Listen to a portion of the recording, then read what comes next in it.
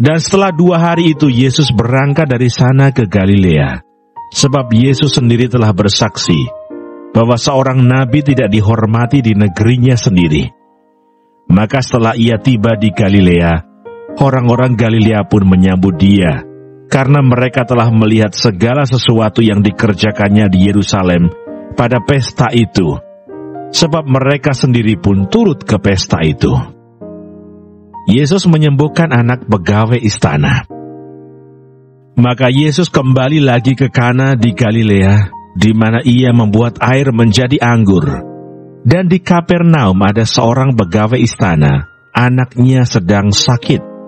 Ketika ia mendengar bahwa Yesus telah datang dari Yudea ke Galilea, pergilah ia kepadanya lalu meminta supaya ia datang dan menyembuhkan anaknya, sebab anaknya itu hampir mati.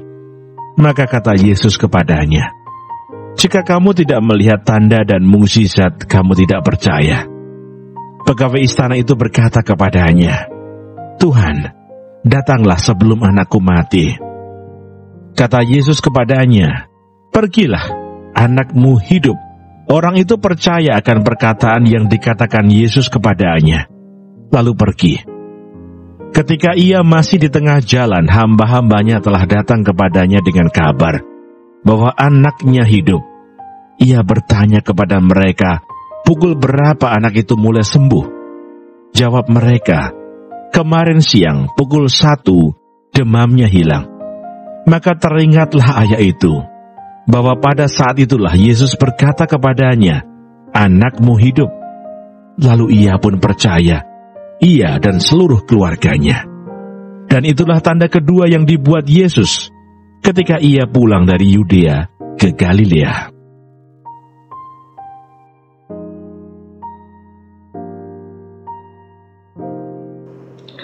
Renungan Injil hari ini mengisahkan iman seorang pegawai istana yang datang kepada Yesus dengan hati penuh harap.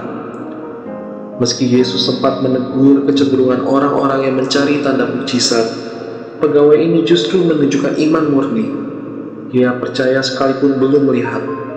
Ketika Yesus menyatakan anaknya sembuh, ia tidak meminta bukti, tetapi pulang dengan keyakinan. Hasilnya, imannya diganjar dengan penyembuhan ajaib.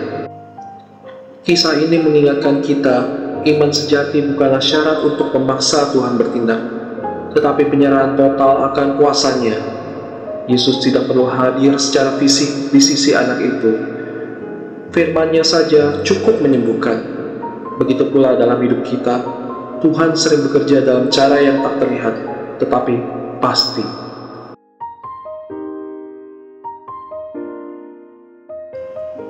Refleksi yang bisa kita ambil dalam renungan ini. Kepercayaan versus tanda. Apakah iman saya bergantung pada mukjizat atau pada pribadi Yesus sendiri? 2. Ketaatan tanpa ragu.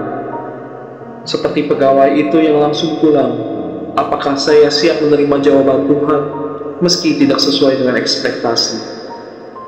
3. Kuasa firman.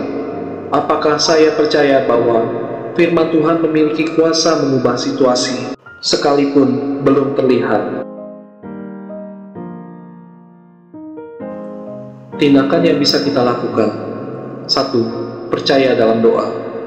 Mohonlah dengan iman, lalu serahkan hasilnya kepada Tuhan. 2. Bersaksi. Bagikan pengalaman tentang bagaimana Tuhan bekerja dalam hidupmu, bahkan saat tidak terlihat. 3. Buka kitab suci. Renungkan firman Tuhan setiap hari sebagai sumber kekuatan.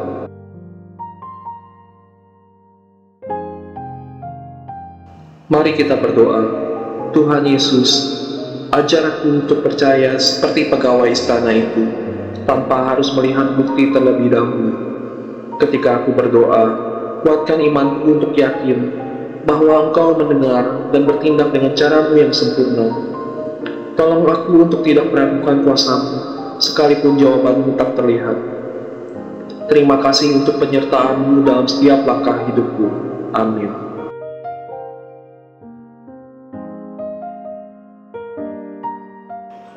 Semoga renungan ini memberkati hari Anda dan mengingatkan Anda akan kasih Bapa yang tak pernah berubah.